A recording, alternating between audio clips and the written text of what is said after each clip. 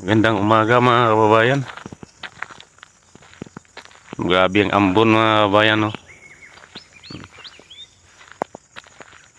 Grabing init na rin mamaya ito.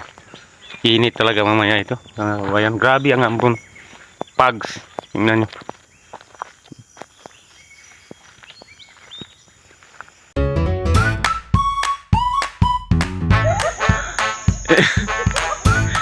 Kenapa kamu malu-malu ini?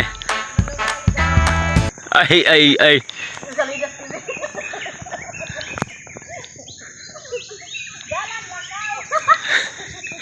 Menghadap ke sini apa juga kau ini takut.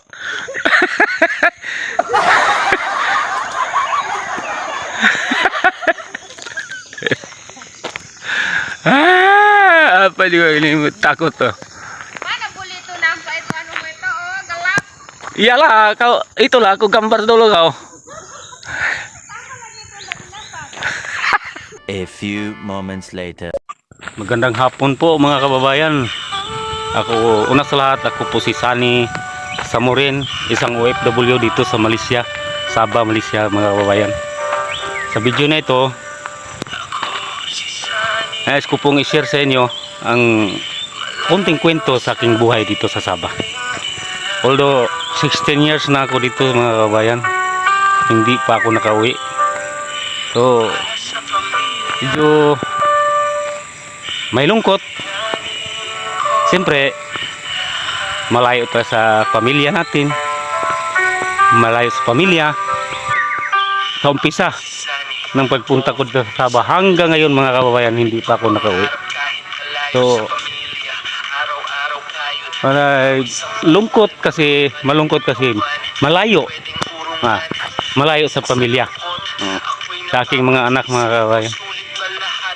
Anong magawa ko? Wala akong magawa kasi kung uuwi ako, paralyzed na, wala na magpapadala ng pira mga kababayan, kundi ako lang inaasahan at marami kasi akong mga estudyante mga kababayan nag-aaral.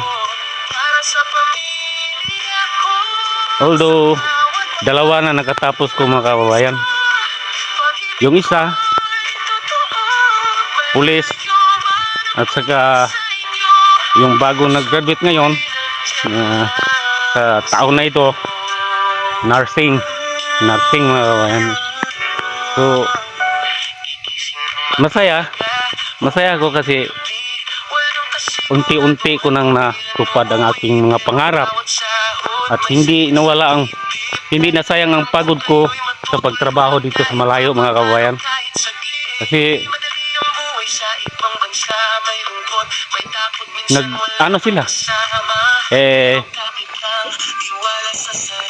nagsikap silang mag-aral, at hindi maagang nag-asawa. Yun ang proud ko sa sarili ko mga kabayan.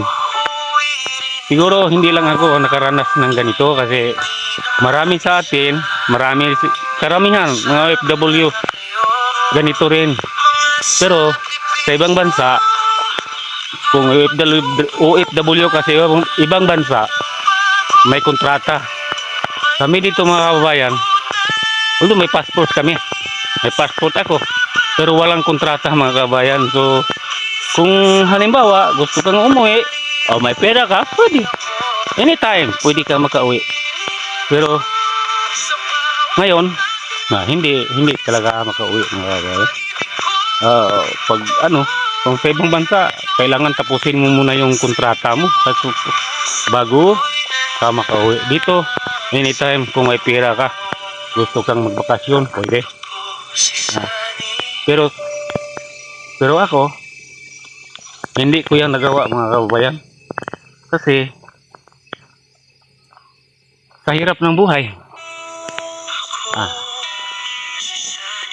konti lang sahod, kasya lang, para sa pamilya, para wala nang extra income para pangpamasahe para mabisita ang mga anak.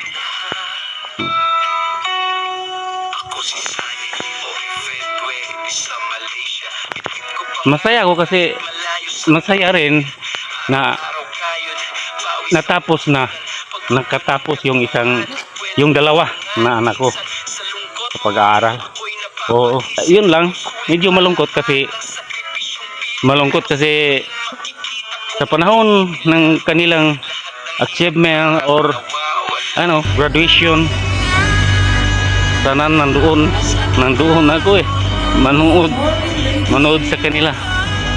Kaso lang hindi ko nagawa, mga kabayan. Hirap talaga. Hirap. Biruin mo, mga kabayan, yung nursing, yung bagong nag-graduate ng nursing ngayon, grade 3 pa lang yan pag-alis ko sa Pilipinas, mga kabayan. Hanggat nag-graduate na siya, hindi ako nakauwi. Although nakita ko sila sa video ko lang.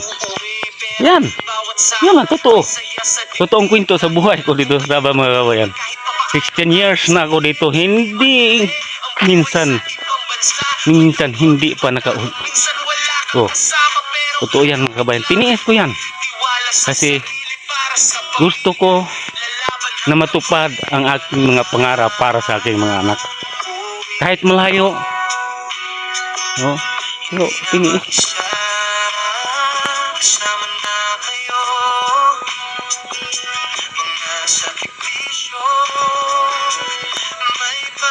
Pero mga kababayan, alam nyo,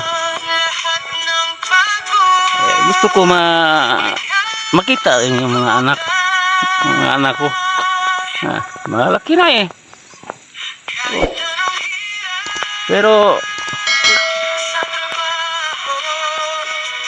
magtiisin muna. Kasi may isa pa na second year college ngayong nag-aaral, mga kabayan. So hindi ba pwede magpakahirap tayo sa pagtrabaho sa ibang bansa para sa mga anak ko.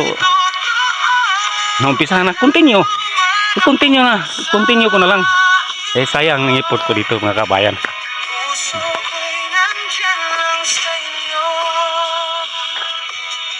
So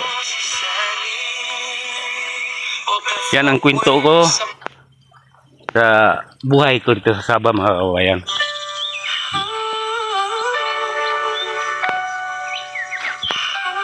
So naka-inspire lang kasi unti-unti nang natupad ang mga pangarap ko para sa kanila, mga kabayan. Wala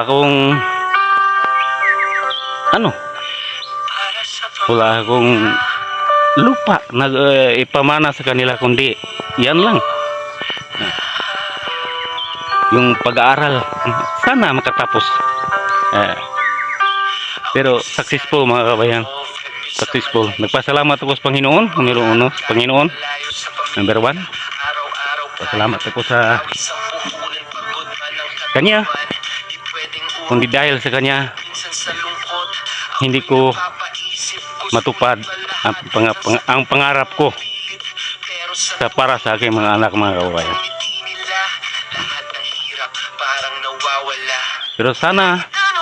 Pero ang the best talaga kung sa panahon ng kanilang achievement or graduation, sana nandoon ako manood sa kanila. Kaso lang hindi ko nagawa, mga kabayan. Ang kamingaw sa mga anak, mga kabayan, giagwanta sa kamahan para lang sa matuman ang ilang mga pagandoy sa ilang pag-eskwela. Sorry, Bisaya na ko kay medyo mahirapan ako sa Tagalog eh. Bisaya kasi ako eh. So, although taga Sambuanga ako, mga kabayan. So inana kapait ang kinabuhi nga malayo sa pamilya, mga kabayan.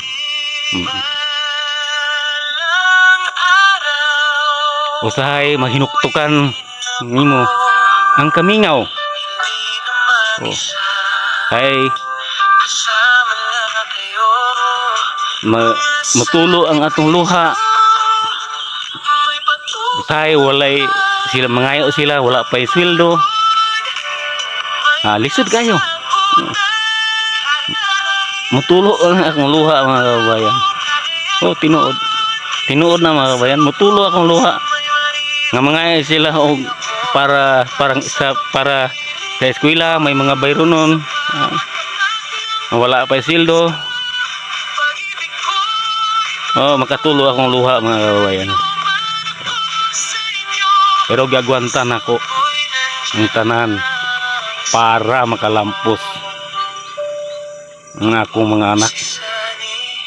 Proud ang dili man ingon sa pag-unsa. Proud ko sa kong kugalingon nga mga kababayan nga nakapatiwas kog eskwela sa akong duha ka mga anak. Oh. Una, pasalamatan ko ang Ginoo nga kanunay naghatag siya kanunay og himsog nga panglawas aron sa kanunay magapadayon sa adlaw-adlaw nga trabaho unon mga kababayan. Ayan, hapon na ngayon. Trabaho pa rin. Trabaho pa rin. Trabaho pa rin mga kababayan kasi mag-loading na naman yan.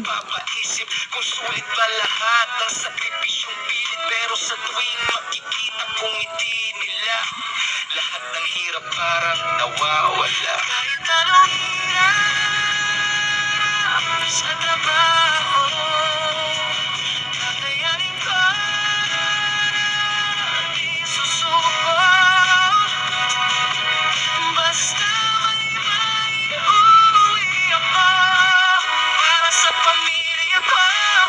At sa lahat ng OFW kung saan man kayo ngayon naroroon, shout out po sa inyo. Laban lang po tayo mga kababayan. Ano mang mga pagsubok malalampasan rin natin yan. So, laban lang po tayo mga kababayan. Yan. So, alam ko darating ang araw makamit rin natin ang ating minimithi, ang ating mga pangarap mga kababayan. So wag lang natin kalimutan palagi magdasal, hingin sa Panginoon na nabigyan tayo ng malusog na katawan. Pang sa ganon ay mapatuloy natin ang ating araw-araw na ginagawa. Yun lang mga kababayan. Maraming salamat sa panonood. Bye bye.